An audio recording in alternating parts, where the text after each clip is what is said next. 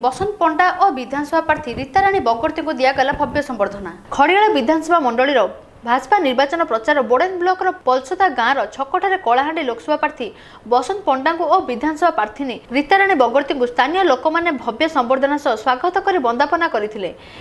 लोकसभा प्रार्थी बसंत पंडा मोदी सरकार कार्यकारी होता प्रत्येक योजना उपर लोक मानक बुझाई किभली भाव में भाजपा केंद्र और राज्य स्तर में सरकार मिलित कर गठन हो पार चिंता कर बीजेपी दलीय पद्म चिन्ह भोट देवाई अनुरोध करते। खड़ियाल विधानसभा प्रार्थी रीताराणी बगर्ती को भोट देवाई से कहते एवं निज कलाहांडी लोकसभा आसन को भोट दे विपुल संख्यार जिताइबा कहते। परे बोडेन ब्लॉक और सीनापाली ब्लॉक गाँ गाँ भोटर मान पाखक जाई भोट देवाई प्रचार करते। तेबे आगामी दिन में रीताराणी बगर्ती कहते जितला पर लोक मानक रास्ता पानी नारी निर्यातना उपर ध्यान देवी बोली कहते। लोकसभा प्रार्थी भाव जययुक्त होला परे बसंत पंडा प्रतिश्रुति देथिले जे लोक मानकर यातायात रे बहुत असुविधा देखा देउछे। एही प्रचार पर जिला सभापति शिव मुंड, अतीन्द्र सिंह मल्लिक, निमाईचरण तांडी, थबीराम पांडे, पृष्टि माझी और बीजेपी दलीय कर्मकर्ता बहु संख्यार सामिल होइथिले। बहुत दिनर डिमांड आज तक पूरा है नहीं पारबा।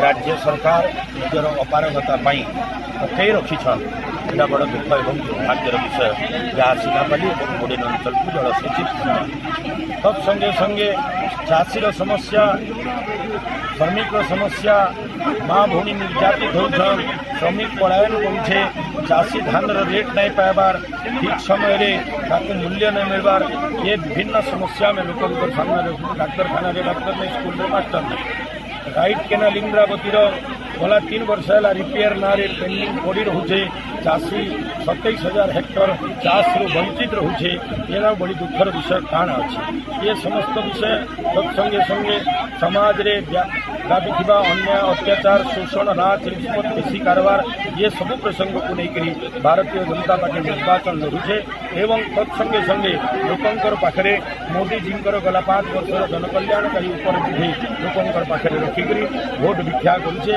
आशीर्वाद भिक्षा करुचे एवं आमर विश्वास जे कलाहांडी लोकसभा क्षेत्र 7टा विधानसभा क्षेत्र एवं लोकसभा क्षेत्र में आम विजय हासिल करने जाऊँ जनसाधारण जनता जनार्दन आशीर्वाद पाई।